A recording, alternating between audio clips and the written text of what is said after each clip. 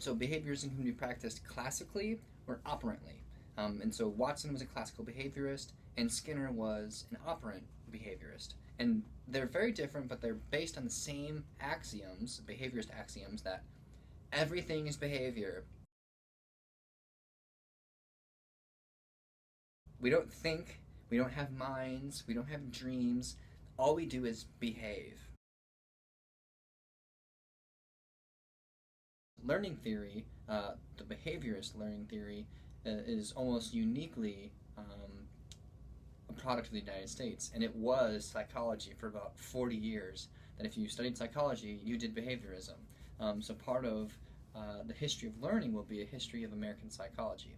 So the story actually goes back to the 19th century in a physiology laboratory in Russia, where one of the graduate students, a gentleman by the name of Ivan Pavlov, had this contraption that would collect the saliva whenever a dog would begin to salivate. And so that was his job, to measure the salivation production in dogs. Well, he realized after a while that when they would bring the food in, the dog would sometimes salivate before the food was even presented.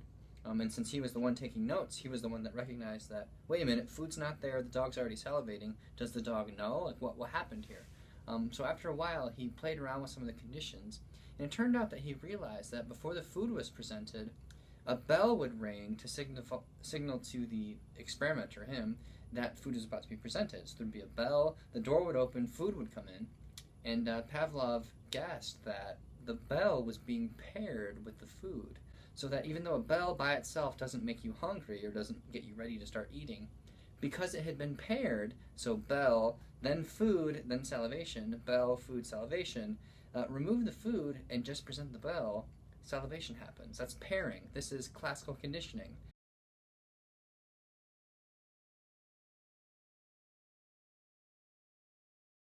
So Watson takes that little gem of knowledge and he says, you know what, I bet we can turn this into a whole educational system. We can train students to learn things by these sorts of pairing.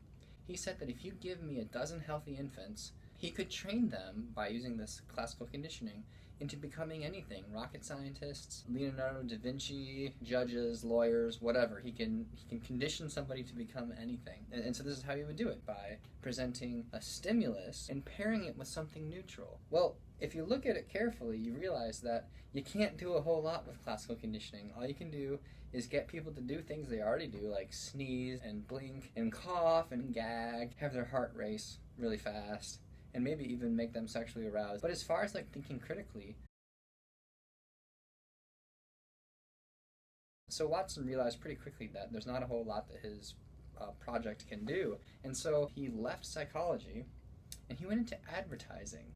So if you type into Google advertisement and beer, and then look at a couple of them that come up. So an advertisement will be about Coors Light or Miller Lite, and it will have very little to do with the beer itself, and more to do with what's happening in the background.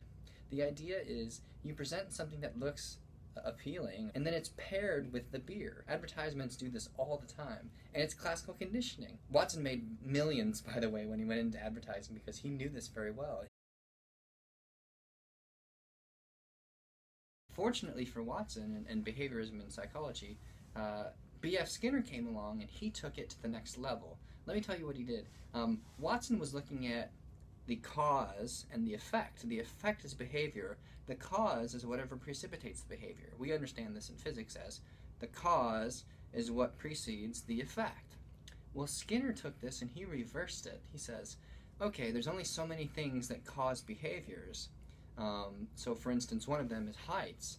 Most people will have an increased heart rate, breathing, blood pressure, a fear of heights. So when you see that you're at a high level, this is an unconditioned response that you'll get frightened. There are only a handful of natural responses, and that's not a very good place to start with an entire program of learning.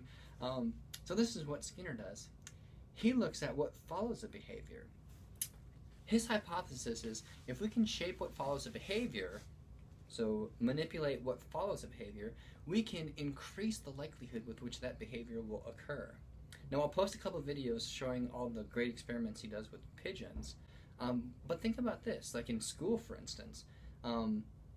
It's difficult to cause somebody to raise their hand, but once they raise their hand to answer a question, you can affirm it or reinforce it or reward it by doing something good for them so that they'll be more likely to raise their hand in the future.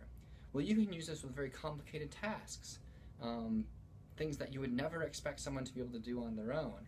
So for instance, he gets pigeons to walk around in a circle, to peck in a very particular way, to identify colors, to jump through hoops, all in a matter of minutes using operant conditioning.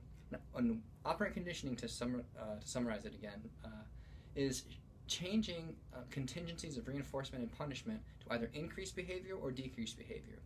And so Skinner, as a behavioral psychologist, knows that he can shape somebody's behavior and get them to do whatever he wants by reinforcing target behavior, the behavior he wants to see more of, and punishing behavior that gets in the way of that.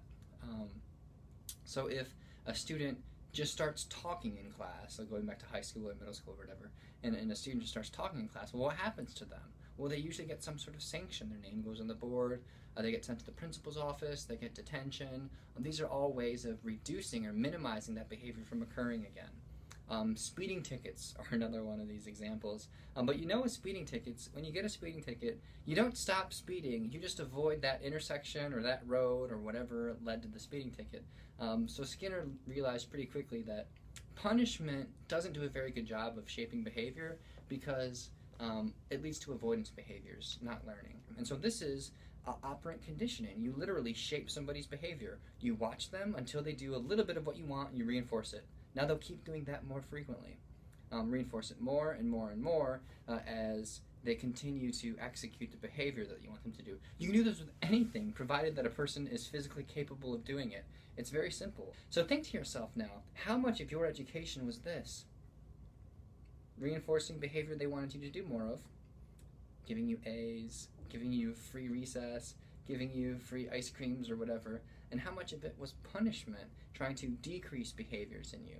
How much of your education has been nothing but operant conditioning? That's a question for you.